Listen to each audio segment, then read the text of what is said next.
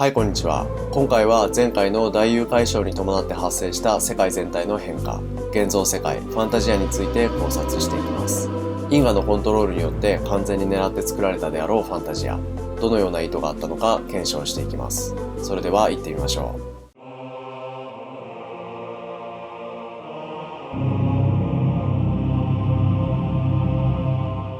ドクロの騎士の呼び水の剣によって切り裂かれたガニシュカから大融解消は始まりますが、根本から変わってしまった世界に突如空をうがつ巨木、世界宗樹が現れます。僕は初見では2度の転生後のガニシュカの巨体がこの巨木に変化したのかと思いました。北欧神話のユグドラシルを思い起こさせ、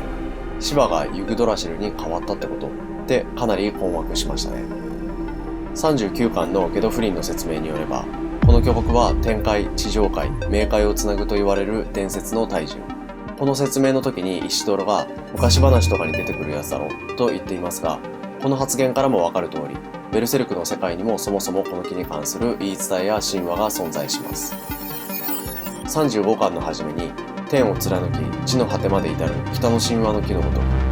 聖者が涅槃を迎えし東の経典の木のごとく、万象の断りを示す西の貢ぎの木のごとく、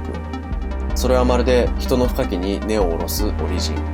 木そのもののようだったという言葉から、この木はあらゆる神話、伝承で語られてはいるものの、それらで示されている木とはまた違っているというこ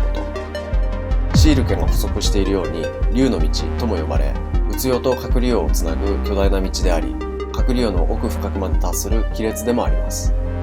本来世界樹はフローラをはじめとした魔術師が守っていた霊樹の森によってその力を吸い上げられ、その枝がうつよにまで張り巡らせることができずにいました。しかし神聖高野団による信仰によって各地の霊樹の森は怪人と帰しており、世界樹は力を強め、うつよと隠れ世のバランスが崩壊した状態になったということですね。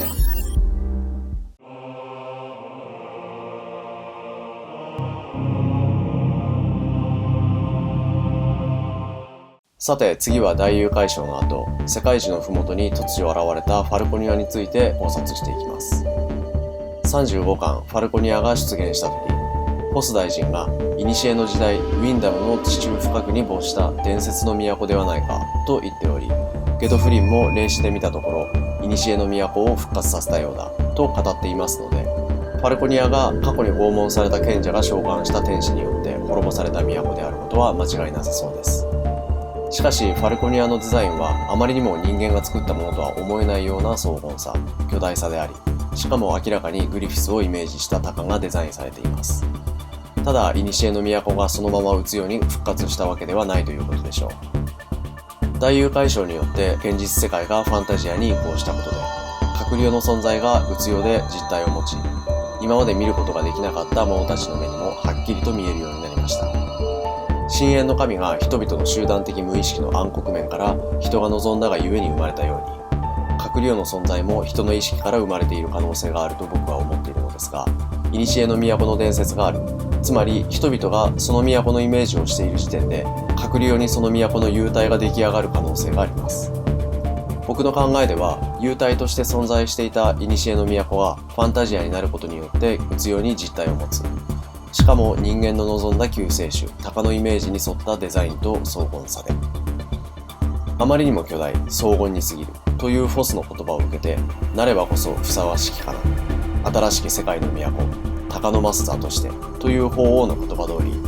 ある意味人間の共有意識が望んだ通りの結果がそのまま現れていると言えます。ただしそれも深淵の神のコントロール下にあることは間違いないでしょう。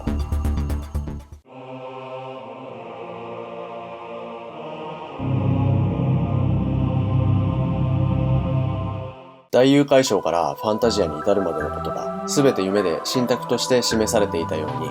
何らかの因果をコントロールする者とその執行者であるグリフィスは最初からファンタジアにすることを狙っていました。そこにはどんな意図があるんでしょう。そして本当の朝が来る、みんなが待ち望んでいた本当の夜明けが、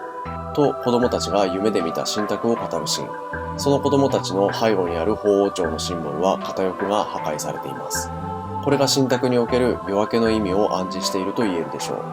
世界がファンタジアになることによって隠れ世の存在が実体を持った世界では、法王朝の宗教のような抽象的な見えない神の概念は、日々空想上の生き物のはずだった怪物に襲われる可能性のある人々に対して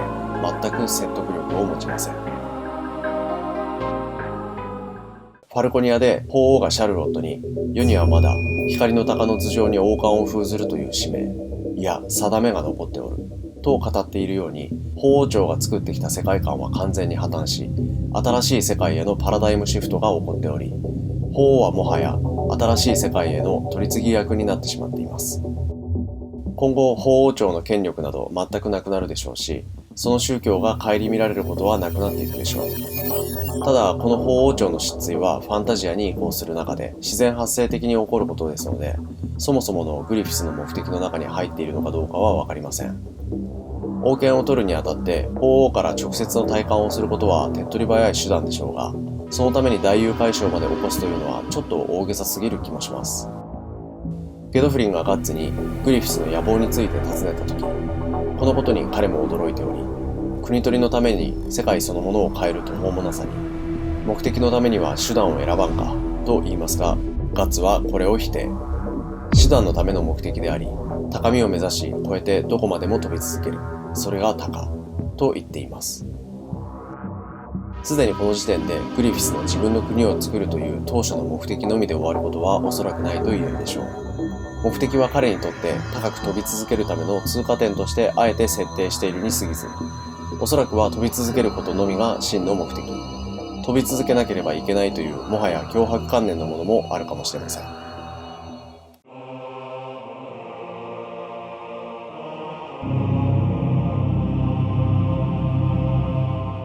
ゲドフリンはファンタジアを太古の混沌の復活と表現していますが、であれば古代において同じような混沌の時代があったと言えるでしょう。怪人の島でシールケが洞窟の中で見つけた古代の巨大な像や、40巻の神聖鷹の団が巨人たちの軍隊を倒した後、ソーニャが見つける古代の巨石の遺跡。これはストーンヘンジのようなものですが、これは並べ直すと世界操縦の枝につながっており、高速で移動できるような仕掛けになっています。おそらくは過去において世界操縦が宇宙に権限したことは確かにあり、その混沌への対処方法や利用方法などを構築していた時代が存在していたのだろうと考察できます。ベルセルクの世界における魔術もそのような時代に出来上がったものではないでしょうか。世界操縦が持つ莫大なエネルギーを制御し、宇宙と閣僚のバランスをコントロールすることが霊樹の森を守る魔術師たちの責務でしたが、一神教的な法王朝の宗教の広がりにつれて、一般的な社会では魔術師たちは排斥されていき、閣僚の存在に対する人々の興味が徐々に失われていったであろうことを考えると、最終的に世界一の力をコントロールする者たちの存在の力が弱まることになり、それが大誘拐賞につながっていく。法王朝の誕生とその広がりあたりから、実は全て因果の流れは決定されていたのかもしれないとも考えられますね。ここまで考えていくと、最終的に大誘拐賞が何を目的に計画されたことだったのかが今後のベルセルクのストーリーの鍵の一つに確実になってくるかと思います。魔術師たちが世界中のエネルギーのコントロールをして、宇宙と閣僚のバランスをとっていたが、それは失われてしまう。ソーニャの言っていたように、今までの世界の断りは完全に変わってしまいました。新しい世界の断りとは何で、深淵の神は何を目的としているのか。前の動画で深淵の神と存在のイデアは全く別なのではないかという考察をしましたが、その辺が関わってくるような気がしています。ボイド誕生の後に深淵の神が生まれたという考察が合っているとすれば、深淵の神ですら宇宙からの干渉を受けるので完全な存在ではありません。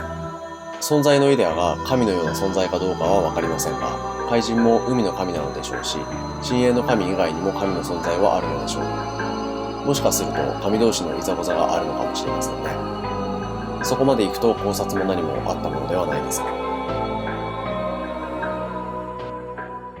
今回はファンタジアに関わるいろんなことを考察していきました。出ている情報をただ追っているだけになってしまいましたが、今後のストーリーの展開を考える上ではまとめておかないといけないところですね。チャンネル登録、高評価、コメントなどよろしくお願いします。それではご視聴ありがとうございました。